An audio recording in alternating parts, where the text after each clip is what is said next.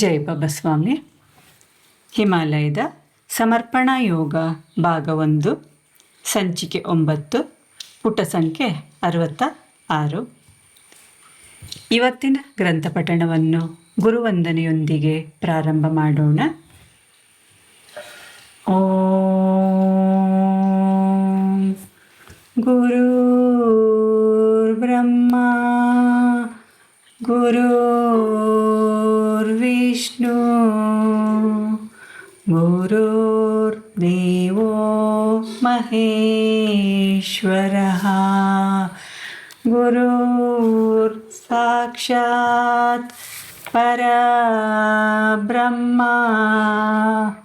ತಸ್ಮೈ ಶ್ರೀ ಗುರುವೇ ನಮಃ. ತಸ್ಮೈ ಶ್ರೀ ಗುರುವೇ ನಮಃ. ತಸ್ಮೈ ಶ್ರೀ ಗುರುವೇ ನಮಃ. ಜೈ ಬಾಬಾ ಸ್ವಾಮಿ. ಸಂತರಿಗೆ ಯಾವ ಭೂಮಿಯೂ ಕೆಟ್ಟದ್ದು ಅಥವಾ ಒಳ್ಳೆಯದು ಎಂದು ಇರುವುದಿಲ್ಲ. ಅವರು ಆ ಭೂಮಿಯ ಯೋಗ್ಯ ಅಥವಾ ಕೆಟ್ಟತನವನ್ನು ನೋಡದೆ ಆ ಭೂಮಿಯ ಸಮಸ್ತ ಶಕ್ತಿಯೊಂದಿಗೆ ಬೆರೆತಿರುತ್ತಾರೆ. ಹಾಗಾಗಿ ಯಾವುದೇ ಒಬ್ಬ ಋಷಿಯು ಯಾವುದೇ ಭೂಮಿಯ ಮೇಲೆ ಕುಳಿತುಕೊಳ್ಳಬಹುದು ಹಾಗೂ ವಾಸ ಮಾಡಬಹುದು. ಹಾಗೆ ಯಾವ ಸ್ಥಳವು ಆ ಸಂತರ ಚೈತನ್ಯಪೂರ್ಣ ಸಾನ್ನಿಧ್ಯವನ್ನು ಪಡೆಯುತ್ತದೆಯೋ ಆ ಸ್ಥಳವು ವಿಶೇಷವಾದ ಪವಿತ್ರ ಸ್ಥಾನವಾಗಿ ಪರಿವರ್ತಿತಗೊಳ್ಳುತ್ತದೆ. ಏಕೆಂದರೆ ಆ ಪುಣ್ಯಮೂರ್ತಿಯ ಶರೀರದಿಂದ ಭೂಮಿಯು ಸ್ವೀಕರಿಸಿದ ಚೈತನ್ಯವು ಆ ಸ್ಥಳದಲ್ಲೇ ಉಳಿದುಕೊಳ್ಳುತ್ತದೆ. ಒಬ್ಬ ಯೋಗಿಯ ಶರೀರವು ನಾಶವಾದರೂ ಆತನ ದೇಹದ ಚೈತನ್ಯ ಮಾತ್ರ ಚಿರಸ್ಥಾಯಿಯಾಗಿರುವಂತಹದ್ದು. ಆ ಪುಣ್ಯಾತ್ಮನ ಜೀವನ ಕೊನೆಗೊಂಡರೂ ಆತನ ಚೈತನ್ಯ ಚಿರಸ್ಥಾಯಿಯಾಗಿರುತ್ತಾ ಒಳ್ಳೆಯ ಅನುಭವಗಳನ್ನು 100 ವರ್ಷಗಳವರೆಗೆ ಕೊಡುತ್ತಲೇ ಇರುತ್ತದೆ. ಇದರ ಪರಿಣಾಮದಿಂದಾಗಿ ಸುತ್ತಮುತ್ತಲ ವಾತಾವರಣದ ಜಾಗೃತಾವಸ್ಥೆಯು ನೈಸರ್ಗಿಕ ರೂಪದಲ್ಲಿ ಒಟ್ಟಾಗಲು ಪ್ರಾರಂಭಿಸುತ್ತದೆ. ಈ ಉತ್ತಮ ಚೈತನ್ಯದ ಸಮೂಹವು ಆ ಸ್ಥಳದಲ್ಲಿ ಸ್ಥಾಪನೆಯಾಗುತ್ತದೆ. ಆ ಸ್ಥಳದಲ್ಲಿ ಆ ಮಹಾತ್ಮನ ಸಂಕಲ್ಪ ಶಕ್ತಿಯು ವಿದ್ಯಮಾನದಲ್ಲಿರುವ ಕಾರಣ ಕಾಲ ಹೋದಂತೆ ಅದು ಬೆಳೆಯುತ್ತಾ ಹೋಗುತ್ತದೆ. ಆ ಸ್ಥಳದ ಚೈತನ್ಯ ಶಕ್ತಿಯು ಹೆಚ್ಚಾಗುತ್ತಾ ಆ ಅತಿರಿಕ್ತ ಚೈತನ್ಯ ಶಕ್ತಿಯ ಕಾರಣದಿಂದಾಗಿ ಯಾವುದಾದರೂ ಜೀವ ಆ ಸ್ಥಳಕ್ಕೆ ಭೇಟಿ ಕೊಟ್ಟಾಗ ಆ ಜೀವ ಆ ಸ್ಥಳದ ಜಾಗೃತಾವಸ್ಥೆಗೆ ಒಳಗಾಗುತ್ತದೆ. ಯಾಕೆಂದರೆ ಪ್ರಕೃತಿಯ ಶಕ್ತಿಗಳು ಆ ಸ್ಥಳದಲ್ಲಿ ಕೇಂದ್ರೀಕೃತವಾಗಿರುತ್ತವೆ. ಯಾವುದೇ ಭೂಮಿ ಉತ್ತಮ ಅಥವಾ ಕೆಟ್ಟದಾಗಿರುವುದಿಲ್ಲ. ಆದರೆ ಅದರಲ್ಲಿ ವಾಸ ಮಾಡುವ ಜನರು, ಅವರ ಆಲೋಚನೆಗಳು ಹಾಗೂ ಅವರ ಕರ್ಮಗಳು ಆ ಸ್ಥಳದಲ್ಲಿ ಒಳ್ಳೆಯ ಅಥವಾ ಕೆಟ್ಟ ಪ್ರಭಾವವನ್ನು ಉಂಟು ಮಾಡುತ್ತದೆ. ಪ್ರಕೃತಿಯೊಂದಿಗೆ ಉತ್ತಮ ಸಾಮರಸ್ಯವನ್ನು ಹೊಂದಿದ ವ್ಯಕ್ತಿಯ ಪ್ರಭಾವವು ಯಾವಾಗಲೂ ಉತ್ತಮವಾಗಿರುತ್ತದೆ. ಆದರೆ ಪ್ರಕೃತಿಯಿಂದ ಬೇರ್ಪಟ್ಟು ಪ್ರತ್ಯೇಕ ಗುರುತನ್ನು ಸೃಷ್ಟಿಸಿಕೊಂಡಾಗ ಅಲ್ಲಿ ಕೆಟ್ಟ ಪ್ರಭಾವ ಉಂಟಾಗುತ್ತದೆ. ಬೇರೆ ವ್ಯಕ್ತಿತ್ವ ಅಥವಾ ಅಭೇದ್ಯ ಸಾಮ್ಯವನ್ನು ಸೃಷ್ಟಿಸಿಕೊಂಡಾಗ ಮನುಷ್ಯ ನಗಣ್ಯನಾಗುತ್ತಾನೆ, ದುರ್ಬಲ ವ್ಯಕ್ತಿಯಾಗುತ್ತಾನೆ. ಅವನ ಜೀವನದಲ್ಲಿ ಅನೇಕ ತೊಂದರೆಗಳು ಹುಟ್ಟಿಕೊಳ್ಳುತ್ತವೆ. ಹಾಗೆಯೇ ಅವನ ಪ್ರಭಾವವು ಕ್ಷೀಣಿಸುತ್ತಾ ಹೋಗುತ್ತದೆ. ಪ್ರಕೃತಿಯಿಂದ ಹೊರಬಂದ ವ್ಯಕ್ತಿಯು ಬಲಹೀನನಾಗಿ ಅವನ ದುರ್ಬಲ ವಿಚಾರಗಳಿಂದಾಗಿ ಅವನು ವಾಸ ಮಾಡುವ ಮನೆಯೊಳಗಿನ ಸಾಮರ್ಥ್ಯ ಮತ್ತು ಚೈತನ್ಯ ಶಕ್ತಿಯು ಕ್ಷೀಣಿಸುತ್ತದೆ. ಮನುಷ್ಯರು ಉಸಿರಾಡುವ ಹಾಗೆ ಗಿಡಗಳು ಉಸಿರಾಡುತ್ತವೆ. ಅದೇ ರೀತಿಯಾಗಿ ಒಂದು ಸ್ಥಳವು ಉಸಿರಾಡುತ್ತಿರುತ್ತದೆ. ಒಂದು ಸ್ಥಳವು ಎಲ್ಲ ದಿಕ್ಕುಗಳಿಂದ ಸರಾಗವಾಗಿ ಚೈತನ್ಯ ಶಕ್ತಿಯನ್ನು ಪಡೆಯುತ್ತಲೇ ಇದ್ದರೆ ಆ ಸ್ಥಳವು ಸಮತೋಲನ ಸ್ಥಿತಿಯನ್ನು ಪಡೆದುಕೊಳ್ಳುತ್ತದೆ. ಈ ವಿಷಯವನ್ನು ಗುರುಗಳು ಒಂದು ಪ್ರಯೋಗದ ಮೂಲಕ ನನಗೆ ವಿವರಿಸಲು ಪ್ರಯತ್ನಿಸಿದರು. ಅವರು ಒಂದೇ ವೃಕ್ಷದ 2 ಬೀಜಗಳನ್ನು ತೆಗೆದುಕೊಂಡು ಒಂದು ಬೀಜವನ್ನು ಒಂದು ಜಾಗದಲ್ಲಿ ಹಾಗೂ ಇನ್ನೊಂದು ಬೀಜವನ್ನು ಮತ್ತೊಂದು ಸ್ಥಳದಲ್ಲಿ ಬಿತ್ತಿದರು. ಇವೆರಡರಲ್ಲಿ ವಿಶಿಷ್ಟ ಜಾಗದಲ್ಲಿದ್ದ ಒಂದು ಬೀಜಕ್ಕೆ ವಿವಿಧ ದಿಕ್ಕುಗಳಿಂದ ಶಕ್ತಿಯನ್ನು ನೀಡುತ್ತಿದ್ದರು. ಮೊದಲು ಪೂರ್ವ ದಿಶೆ ಮುಖ ಮಾಡಿ ಶಕ್ತಿಯನ್ನು ಹೀರಿ ಆ ಬೀಜಕ್ಕೆ ರವಾನಿಸುತ್ತಿದ್ದರು. ನಂತರ ದಕ್ಷಿಣ ದಿಕ್ಕಿಗೆ ಕುಳಿತು ಆ ಬೀಜಕ್ಕೆ ಚೈತನ್ಯವನ್ನು ಕೊಡುತ್ತಿದ್ದರು. ನಂತರ ಪಶ್ಚಿಮ ದಿಕ್ಕಿಗೆ ಮುಖ ಮಾಡಿ ಕುಳಿತು ಜೀವಶಕ್ತಿಯನ್ನು ಎಳೆದುಕೊಂಡು ಆ ಬೀಜಕ್ಕೆ ಧಾರೆ ಎರೆಯುತ್ತಿದ್ದರು. ಕೊನೆಗೆ ಉತ್ತರ ದಿಕ್ಕಿಗೆ ಮುಖ ಮಾಡಿ ಕುಳಿತು ಚೈತನ್ಯವನ್ನು ಗ್ರಹಣ ಮಾಡಿಕೊಂಡು ಆ ಬೀಜಕ್ಕೆ ನೀಡುತ್ತಿದ್ದರು. 8 ದಿನಗಳ ನಂತರ ನೋಡಿದಾಗ ಯಾವ ಬೀಜವು ನಿರಂತರವಾಗಿ ಚೈತನ್ಯ ಶಕ್ತಿಯನ್ನು ಗುರುಗಳಿಂದ ಪಡೆದಿತ್ತೋ ಆ ಬೀಜವು ಮೊಳಕೆಯೊಡೆದು ಎಲೆಗಳನ್ನು ಪಡೆದು ಬೆಳೆದಿತ್ತು. ಆದರೆ ಇನ್ನೊಂದು ಸಾಮಾನ್ಯ ಬೀಜ ಇನ್ನೂ ಮೊಳಕೆಯೊಡೆದಿರಲಿಲ್ಲ. ಗುರುಗಳು ಎಲ್ಲ ದಿಕ್ಕುಗಳಿಂದ ಶಕ್ತಿಯನ್ನು ಗ್ರಹಣ ಮಾಡಿ ಆ ಸಮತೋಲನ ಶಕ್ತಿಯನ್ನು ಆ ಬೀಜಕ್ಕೆ ಧಾರೆ ಎರೆದಾಗ ಅದಕ್ಕೆ ಬಹುಬೇಗ ಮುನ್ನಡೆಯನ್ನು ಪಡೆಯಲು ಸಾಧ್ಯವಾಗಿತ್ತು. ಪೂರ್ವ, ದಕ್ಷಿಣ, ಪಶ್ಚಿಮ ಹಾಗೂ ಉತ್ತರ ಹೀಗೆ ಈ ಎಲ್ಲ 4 ದಿಕ್ಕುಗಳಿಂದ ನಿಶ್ಚಿತ ಕ್ರಮದಲ್ಲಿ ಶಕ್ತಿ ಕೊಡುವುದನ್ನು ಪಾಲಿಸಿದರೆ ಅದು ಹೆಚ್ಚು ಪರಿಣಾಮಕಾರಿಯಾಗಬಲ್ಲದು. ಹಾಗೆಯೇ ಮನುಷ್ಯ ಕೂಡ ಅವನ ನಿವಾಸ ಸ್ಥಾನವನ್ನು ಎಲ್ಲ 4 ದಿಕ್ಕುಗಳಲ್ಲಿಯೂ ತೆರೆದಿಡಬೇಕು. ಆಗ ಎಲ್ಲ 4 ದಿಕ್ಕುಗಳಿಂದ ಶಕ್ತಿ ಕೂಡಿ ಒಟ್ಟಾಗಲು ಅದು ಸಹಕಾರಿಯಾಗುತ್ತದೆ. ಇದೇ ಆಧಾರದ ಮೇಲೆ ವಾಸ್ತುಶಾಸ್ತ್ರವನ್ನು ರಚಿಸಲಾಗಿದೆ. ಈ ದಿಕ್ಕುಗಳಿಂದ ಬರುವ ಬಲ ಹಾಗೂ ಉತ್ಸಾಹದ ಜ್ಞಾನವು ಪಶು ಪಕ್ಷಿಗಳಿಗೂ ಇರುತ್ತದೆ.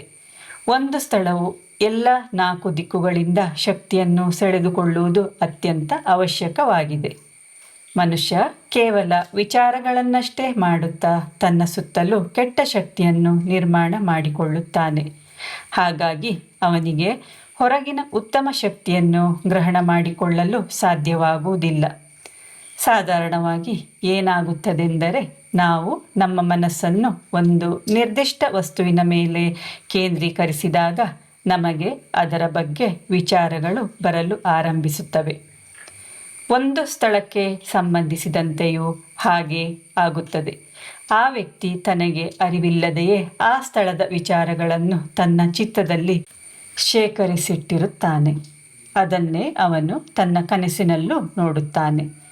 ಆದರೆ ಅವನು ತನ್ನ ಕನಸಿನಲ್ಲಿ ನೋಡುವ ವಿಚಾರಗಳು ಹಲವಾರು ಬಗೆಯ ಮಿಶ್ರಣವಾಗಿರುತ್ತದೆ. ಹೀಗೆ ಕನಸು ಕೂಡ ನಮ್ಮ ಜೀವಿತ ಕಾಲದ ಬೇರೆ ಬೇರೆ ಬೆಳವಣಿಗೆ ಸ್ಥಿತಿಗಳ ಮಿಶ್ರಣವಾಗಿದೆ. ಪ್ರಜ್ಞತೆಯೊಂದಿಗೆ ಒಳ್ಳೆಯ ಸಾಮರಸ್ಯವನ್ನು ಕಲ್ಪಿಸಿಕೊಂಡಿರುವ ಜನರ ಸಾಮೂಹಿಕತೆಯ ಸಾನ್ನಿಧ್ಯದಲ್ಲಿ ಮನುಷ್ಯ ತನ್ನ ಚಿತ್ತವನ್ನು ಶುದ್ಧೀಕರಿಸಿಕೊಳ್ಳಬಹುದು. ಇಂತಹ ಒಳ್ಳೆಯ ಸಮುದಾಯವನ್ನು ಪಡೆಯಲು ಸದ್ಗುರುವು ಉತ್ತಮ ಮಾಧ್ಯಮವಾಗಿರುತ್ತಾನೆ. ನಾವು ನಮ್ಮ ಚಿತ್ತವನ್ನು ಸಶಕ್ತಗೊಳಿಸಲು ಇಚ್ಛಿಸಿದಲ್ಲಿ ನಮ್ಮ ಮನಸ್ಸನ್ನು ಶಾಶ್ವತ ವಸ್ತುಗಳ ಮೇಲೆ ಕೇಂದ್ರೀಕರಿಸಬೇಕು. ನಾವೇನಾದರೂ ಭೌತಿಕ ವಸ್ತುಗಳ ಮೇಲೆ ನಮ್ಮ ಚಿತ್ತವನ್ನು ಕೇಂದ್ರೀಕರಿಸಿದರೆ ಆ ವಸ್ತುಗಳು ಹಾಳಾಗಿ ಹೋಗುವ ಗುಣ ಹೊಂದಿರುವುದರಿಂದ ನಮ್ಮ ಚಿತ್ತವು ನಷ್ಟವಾಗಿ ಹೋಗುತ್ತದೆ. ಹಾಗಾಗಿ ನಮ್ಮ ಚಿತ್ತವನ್ನು ಶಾಶ್ವತವಾಗಿ ಇರುವಂತಹ ನಿತ್ಯ ವಸ್ತುಗಳೊಂದಿಗೆ ಕೇಂದ್ರೀಕರಿಸಬೇಕು. ಚಿತ್ತವನ್ನು ಒಂದು ಇಂದ್ರಿಯವೆಂದು ಹೇಳಬಹುದು. ಹೇಗೆ ನಾವು ನಮ್ಮ ಕಣ್ಣುಗಳಿಂದ ನೋಡಬಹುದೋ, ಕಿವಿಗಳಿಂದ ಆಲಿಸಬಹುದೋ, ಅದೇ ಪ್ರಕಾರವಾಗಿ ನಮ್ಮ ಚಿತ್ತದಿಂದ ಎಲ್ಲ ಇಂದ್ರಿಯಗಳ ಅನುಭವವನ್ನು ಪಡೆಯಬಹುದು. ನಮ್ಮ ಚಿತ್ತದಿಂದ ಜ್ಞಾನವನ್ನು ಪಡೆಯಬಹುದು. ಇದೆಲ್ಲ ನಿಧಾನವಾಗಿ ಅಭ್ಯಾಸದಿಂದ ಸಾಧ್ಯವಾಗುತ್ತದೆ. ನಮ್ಮ ಚಿತ್ತ ಸ್ವಚ್ಛಗೊಳ್ಳುತ್ತಾ ಹೋದ ಹಾಗೆ ಅದರ ಮೇಲೆ ನಿಯಂತ್ರಣವಿಡಲು ಅಧಿಕ ಕಠಿಣವಾಗುತ್ತದೆ. ಆದ್ದರಿಂದ ನಮಗೆ ನಮ್ಮ ಚಿತ್ತದ ಮೇಲೆ ಎಷ್ಟು ನಿಯಂತ್ರಣ ಚಲಾಯಿಸಲು ಸಾಧ್ಯವೋ ಅಷ್ಟರ ಮಟ್ಟಿಗೆ ಮಾತ್ರ ಚಿತ್ತವನ್ನು ಶುದ್ಧೀಕರಿಸಬೇಕು. ಇಲ್ಲದಿದ್ದರೆ ಚಿತ್ತವು ಶುದ್ಧ ಹಾಗೂ ಪವಿತ್ರವಾಗಿದ್ದರೂ ಅದು ನಿಯಂತ್ರಣವಿಲ್ಲದ ಚಿತ್ತವಾಗಿ ನಮಗೆ ಘಾತಕ ಉಂಟು ಮಾಡುವಂತಹದ್ದಾಗುತ್ತದೆ. ಒಂದು ಮುಖ್ಯವಾದ ದಿನ ಬೆಳಗಿನ ಸಮಯ ಗುರುದೇವರು ನನ್ನನ್ನು ಎಬ್ಬಿಸಿ ಅವರೊಂದಿಗೆ ಗುಹೆಯಿಂದ ಹೊರಗೆ ಕರೆದೊಯ್ದರು. ನಾವು ಉತ್ತರ ದಿಕ್ಕಿಗೆ ನಡೆಯಲಾರಂಭಿಸಿದೆವು. ಬಹಳಷ್ಟು ದೂರ ನಡೆದ ನಂತರ ನಾವು 2 ದೊಡ್ಡ ಬಂಡೆಕಲ್ಲುಗಳ ಬಳಿ ಬಂದೆವು. ನಾವು ಅವುಗಳ ಮಧ್ಯದಿಂದ ಗುಹೆಯೊಳಗಿನ ದಾರಿಯಲ್ಲಿ ಹೋಗುತ್ತಿದ್ದೆವು. ದಾರಿ ಅಗಲವಾಗಿದ್ದರೂ ನಾವು ವಿಶ್ರಾಂತಿ ಇಲ್ಲದೆ ಇಳಿಜಾರಿನಲ್ಲಿ ನಡೆಯುತ್ತಿದ್ದುದರಿಂದ ನನಗೆ ಸ್ವಲ್ಪ ತೊಂದರೆಯುಂಟಾಗುತ್ತಿತ್ತು. ನಾವು ಇಲ್ಲಿಗೆ ಬಂದ ಪ್ರಾರಂಭದಲ್ಲಿ ಮೇಲುಭಾಗದಿಂದ ಇಳಿದು ಬಂದು ಈ ಕಾಲುವೆಯಲ್ಲಿ ನೆಲೆಸಿದ್ದೆವು. ಆದರೆ ಈಗ ಇವರು ನನ್ನನ್ನು ಇನ್ನೂ ಕೆಳಗೆ ಕಣಿವೆಯೊಳಗೆ ಕರೆದೊಯ್ಯುತ್ತಿದ್ದಾರಲ್ಲ ಎಂದು ನನ್ನಷ್ಟಕ್ಕೆ ನಾನು ವಿಚಾರ ಮಾಡುತ್ತಿದ್ದರೂ ಯಾಕೋ ಗೊತ್ತಿಲ್ಲ, ಅವರನ್ನು ಎಲ್ಲಿಗೆ ಹೋಗುತ್ತಿರುವುದಾಗಿ ಕೇಳಲು ಧೈರ್ಯವೇ ಬರಲಿಲ್ಲ. ಬಹಳಷ್ಟು ದೂರ ಇಳಿದ ಮೇಲೆ ಸ್ವಲ್ಪ ಹೊತ್ತು ನಿಂತರು. ಸ್ವಲ್ಪ ಹೊತ್ತು ವಿಶ್ರಮಿಸು, ಈಗ ನಿನ್ನನ್ನು ಇನ್ನೊಂದು ಪ್ರಪಂಚಕ್ಕೆ ಕರೆದೊಯ್ಯುತ್ತಿದ್ದೇನೆ. ಆ ಪ್ರಪಂಚವು ನಿನ್ನ ಕಲ್ಪನೆಗೆ ನಿಲುಕದಂತಹದ್ದಾಗಿರುತ್ತದೆ ಎಂದರು. ತುಸು ವಿಶ್ರಾಂತಿ ಪಡೆದ ನಂತರ ಪುನಃ ನಡೆಯಲಾರಂಭಿಸಿದೆವು. ಒಂದು ಗಿಡಮೂಲಿಕೆಯ ರೆಂಬೆಯನ್ನು ದೀವಟಿಗೆಯಾಗಿ ಹೊತ್ತಿಸಿಕೊಂಡಾಗ ಅದು ಪಂಜಿನ ಹಾಗೆ ನಮಗೆ ದಾರಿಗೆ ಬೆಳಕನ್ನು ಚೆಲ್ಲುತ್ತಿತ್ತು. ಅದು ಒಂದು ದೊಡ್ಡ ಮೊಂಬತ್ತಿಯಂತೆ ಉರಿಯುತ್ತಿತ್ತು. ನನಗೆ ಆ ಹಾದಿಯಲ್ಲಿ ನಡೆಯಲು ಪ್ರಯಾಸವಾಗುತ್ತಿತ್ತು. ಆಗಾಗ್ಗೆ ನಿಲ್ಲುತ್ತಾ ಕುಳಿತುಕೊಳ್ಳುತ್ತಾ ಅವರನ್ನು ಹಿಂಬಾಲಿಸುತ್ತಿದ್ದೆ. ನಮ್ಮ ಸುತ್ತ ತುಂಬ ಕತ್ತಲಿತ್ತು.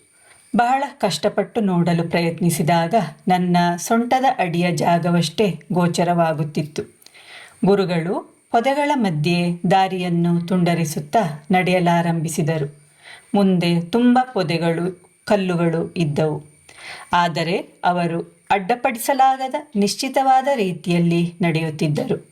ಅವರು ನನಗಾಗಿ ಸೃಷ್ಟಿಸುತ್ತಿದ್ದ ದಾರಿಯಲ್ಲಿ ನಡೆಯುತ್ತಾ ಅವರನ್ನು ಹಿಂಬಾಲಿಸುತ್ತಲೇ ಹೋದೆ. ಯಾವುದಾದರೂ ಪ್ರಾಣಿ ಬಂದರೆ, ನಮಗೆ ಸರಿಯಾಗಿ ಕಾಣಿಸದೆ ಹೋದರೆ ಏನು ಮಾಡುವುದೆಂದು ಭಯಪಡುತ್ತಿದ್ದೆ. ನನಗೆ ಅವರೊಂದಿಗೆ ನಡೆಯುವುದು ಬಿಟ್ಟರೆ ಬೇರೆ ದಾರಿ ಇರಲಿಲ್ಲ. ಹಿಂತಿರುಗಿ ನನ್ನಷ್ಟಕ್ಕೆ ಹೋಗುವಂತೆಯೂ ಇರಲಿಲ್ಲ. ನನ್ನ ಪರಿಸ್ಥಿತಿಯು ಮಾಡು ಇಲ್ಲವೇ ಮಡಿ ಎಂಬಂತಿತ್ತು. ನಂತರ ಹರಿಯುವ ನೀರಿನ ಶಬ್ದದ ಅರಿವಾಗತೊಡಗಿತ್ತು. ನಾವು ನಡೆಯುತ್ತಿದ್ದ ಹಾಗೆ ಆ ನೀರಿನ ಶಬ್ದ ತುಸು ಜೋರಾಗಿ ಕೇಳಲಾರಂಭಿಸಿತು. ನಾವು ನೀರಿರುವ ದಿಕ್ಕಿನಲ್ಲಿ ನಡೆಯುತ್ತಿದ್ದೇವೆ ಎಂದು ನನಗೆ ಅರ್ಥವಾಯಿತು. ಕೆಲವು ಗಂಟೆಗಳ ಕಾಲ ನಡೆದ ಮೇಲೆ ನಾವು ಆ ಗುಹೆಯಿಂದ ಹೊರಗೆ ನಡೆಯಲಾರಂಭಿಸಿದೆವು. ಆ ಹೊರಗಿನ ದೃಶ್ಯ ನಿಜವಾಗಿಯೂ ಸುಂದರವಾಗಿತ್ತು. ಅದು ಒಂದು ಅದ್ಭುತ ಪ್ರಾಕೃತಿಕ ದೃಶ್ಯವಾಗಿತ್ತು. ನಾವು ಈಗ ತಾನೇ ಹೊರಗೆ ಬಂದ ಗುಹೆಯ ಹತ್ತಿರದಲ್ಲೇ ಒಂದು ದೊಡ್ಡ ಜಲಪಾತವಿತ್ತು. ಆ ಜಲಪಾತ ಒಂದು ಗುಹೆಯೊಳಗೆ ಹರಿಯುವುದನ್ನು ನೋಡಿದೆ. ಆ ನೀರಿನ ಮೂಲಕ ಆ ಗುಹೆಯೊಳಗೆ ನಡೆಯಲಾರಂಭಿಸಿದೆವು. ಅದರೊಳಗಿನ ದೃಶ್ಯ ಮನೋಹರವಾಗಿತ್ತು. ಅಲ್ಲಿ ವಿವಿಧ ಬಗೆಯ ಗಿಡಗಳಿದ್ದವು. ನೀರಿನ ಬದಿಯ ಗೋಡೆಗಳಲ್ಲಿ ಕಡುಕಿತ್ತಲೆ ಬಣ್ಣದ ಕೆತ್ತಿದ ಆಕಾರಗಳಿದ್ದವು. ಆ ನೀರಿನಲ್ಲಿ ಕಬ್ಬಿಣ ಅಂಶ ಜಾಸ್ತಿ ಇತ್ತು. ಅದರಿಂದಾಗಿ ನೀರಿನ ಮಟ್ಟ ಮೇಲೇರಿದಾಗ ಅದರಲ್ಲಿ ತೇಲುತ್ತಿದ್ದ ಕಿತ್ತಳೆ, ಹಳದಿ, ಬಿಳಿ ಹಾಗೂ ಹಸಿರು ಬಣ್ಣಗಳನ್ನು ನೀರಿನ ಅಲೆಗಳು ಅಲ್ಲಿಯ ಆ ಗೋಡೆಗಳಿಗೆ ಹಚ್ಚಿ ಆಕಾರಗಳನ್ನು ಬಿಡಿಸಿದ್ದವು. ಆ ಕೊಳದ ಎರಡು ಬದಿಯಲ್ಲೂ ಇದ್ದ ವರ್ಣಮಯ ಆಕಾರಗಳು ಯಾರೋ ಚಿತ್ರಕಾರ ಚಿತ್ರ ಬಿಡಿಸಿಟ್ಟಂತೆ ಕಾಣುತ್ತಿದ್ದವು. ನಾವು ಮುಂದೆ ಹೋದ ಹಾಗೆಯೇ ನೀರಿನ ಹರಿವು ಇಳಿಮುಖವಾಗಿತ್ತು. ಅದು ಅಗಲವಾಗಿ ಇತರ ಸ್ಥಳಗಳಲ್ಲಿ ಹರಡಿಕೊಂಡಿತ್ತು. ಮುಂದೆ ಹೋದಾಗ ಆ ಗುಹೆಯ ಮಾಡಿನ ಮೇಲಿನಿಂದ ನೀರಿನ ಹನಿ ಬೀಳುತ್ತಿತ್ತು. ಸಾವಿರಾರು ವರ್ಷಗಳಿಂದ ಬೀಳುತ್ತಲೇ ಇದೆ ಎಂಬಂತಿತ್ತು. ಆ ರೀತಿಯಾಗಿ ನೀರಿನ ಹನಿ ಬೀಳುತ್ತಲೇ ಇದ್ದುದರಿಂದ ಅಲ್ಲಿ ಒಂದು ಶಿವಲಿಂಗವನ್ನು ಹೋಲುವ ಆಕಾರ ರೂಪುಗೊಂಡು ತಲೆ ಎತ್ತಿ ನಿಂತಿತ್ತು. ನೀರಿನಲ್ಲಿದ್ದ ಖನಿಜ ಅಂಶಗಳು ಆ ಸ್ಥಾನದಲ್ಲಿ ಒಟ್ಟಾಗಿದ್ದವು. ಅಲ್ಲೇ ಸ್ವಲ್ಪ ಹೊತ್ತು ವಿಶ್ರಮಿಸಿ ಪುನಃ ನಡೆಯಲಾರಂಭಿಸಿದೆವು. ನಾನು ಹಿಂತಿರುಗಿ ನೋಡುತ್ತಾ ನಡೆಯುತ್ತಿದ್ದೆ. ಯಾಕೆಂದರೆ ವಾಪಸ್ಸಾಗುವಾಗ ಇದೇ ಹಾದಿಯಲ್ಲಿ ಇಷ್ಟೇ ಅಂತರವನ್ನು ಕ್ರಮಿಸಿ ಬರಬೇಕಾಗಿತ್ತು. ಆ ಪ್ರಾಕೃತಿಕ ದೃಶ್ಯವು ಸುಂದರವಾಗಿತ್ತು. ಆದರೆ ಒಟ್ಟೊಟ್ಟಿಗೆ ಭಯವೂ ಆಗುತ್ತಿತ್ತು. ನಾವು ಭೂಮಿಯ ಯಾವ ಭಾಗದಲ್ಲಿದ್ದೇವೆಂದು ಯೋಚಿಸುತ್ತಿದ್ದೆ. ಆ ನೀರಿನಲ್ಲಿ ಕಬ್ಬಿಣ ಅಂಶಗಳಿಂದ ಕೂಡಿದ ಬಣ್ಣಗಳು ವಿವಿಧ ಆಕಾರಗಳನ್ನು ರೂಪಿಸುತ್ತಲೇ ಇದ್ದವು.